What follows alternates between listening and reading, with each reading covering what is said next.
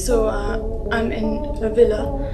I'm a hostage, and this villa has been converted into a jail. All the windows are barred shut. I can't open any window.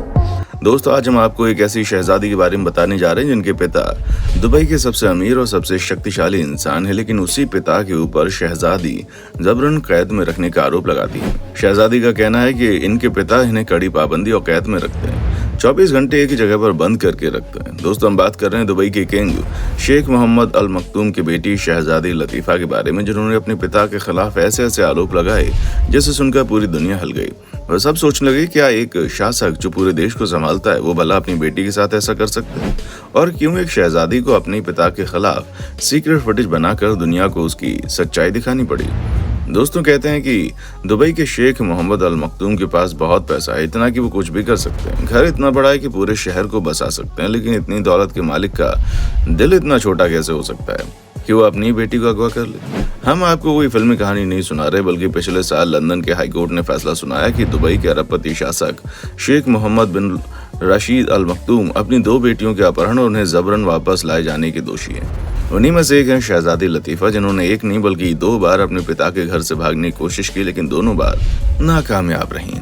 जब शहजादी लतीफ़ा पहली बार घर से भागने के लिए निकली, तब उनके पिता ने दुबई में उन्हें 3 साल से भी ज्यादा वक्त कैद में रखा। दूसरी बार भारतीय तट के पास से समुद्र के रास्ते अगवा करके उन्हें जबरन दुबई ले जाया गया, जहां उन्हें घर की नजरबंदी करके रखा गया।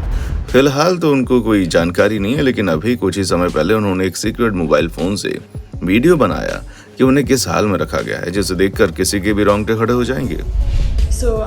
I'm in a villa. I'm a hostage, and this villa has been converted into a jail. All the windows are barred shut. I can't open any window. दोस्तों, प्रिंस लतीफ़ा मध्य पूर्व के सबसे ताकतवर लोगों में से एक दुबई के शासक शेख मोहम्मद बिन रशीद अल मखतूम की बेटी हैं। इन तस्वीरों में आप देख सकते हैं कि वो स्काई डाइविंग कर रही हैं और उनकी लाइफ बिल्कुल परफेक्ट दिखाई दे रही है, जिसे पाने का हर लड़की सपना देखेगी। हर कोई सोच रहा है कि काश हम भी कोई शहजादी होते तो हमारे पास ऐशो आराम होता।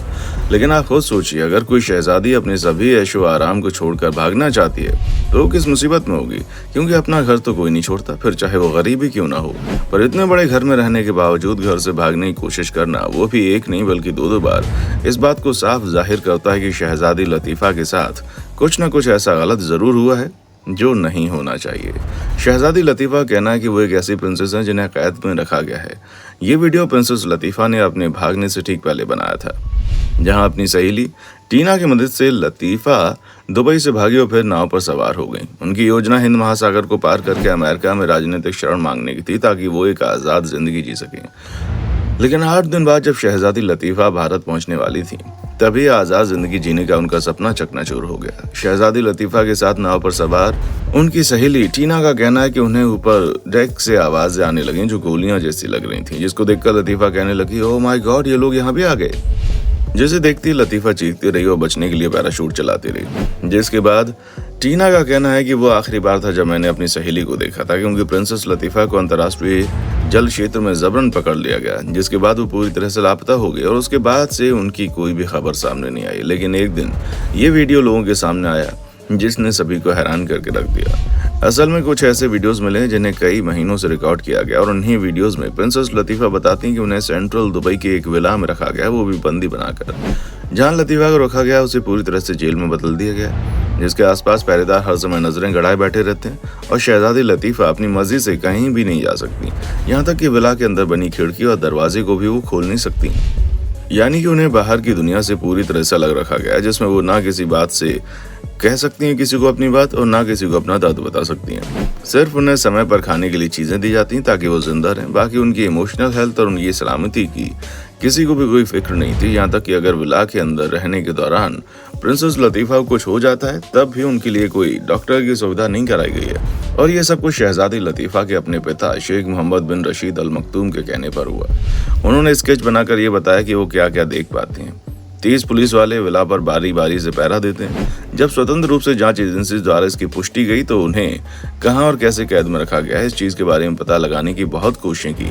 ह्यूमन राइट्स वालों का कहना है कि किसी को भी इस तरह से अकेले नहीं रखना चाहिए।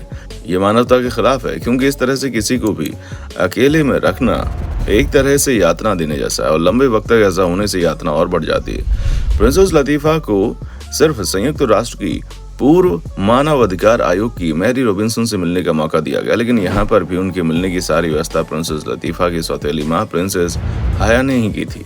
यूनाइटेड अरब अमीरात की सरकार ये चाहती थी कि किसी को भी प्रिंसेस लतीफा के साथ हो रहे अत्याचारों के बारे में ना पता चले, और इसीलिए उनकी मुलाकात करवाई गई और ये तस्वीरें भी खींची गई ताकि लोगों को बताया जा सके प्रिंसेस लतीफा को मारा नहीं गया बल्कि वो जिंदा है।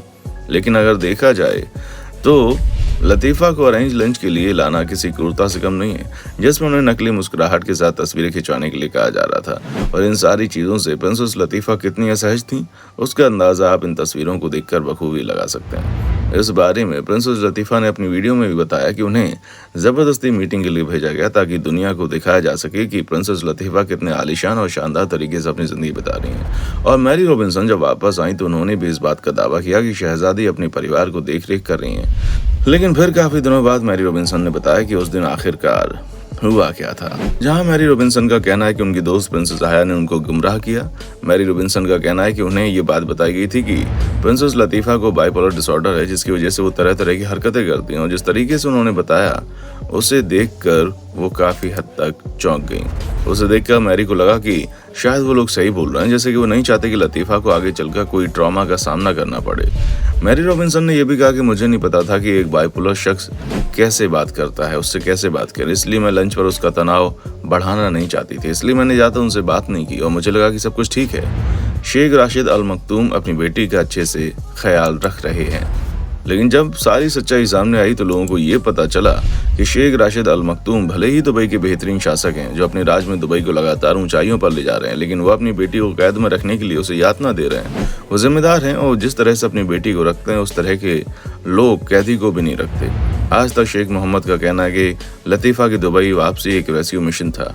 हमने उसे अगवा नहीं किया था, बल्कि हम तो उसे बचा रहे थे ताकि वो और किसी परेशानी में ना पड़ जाए।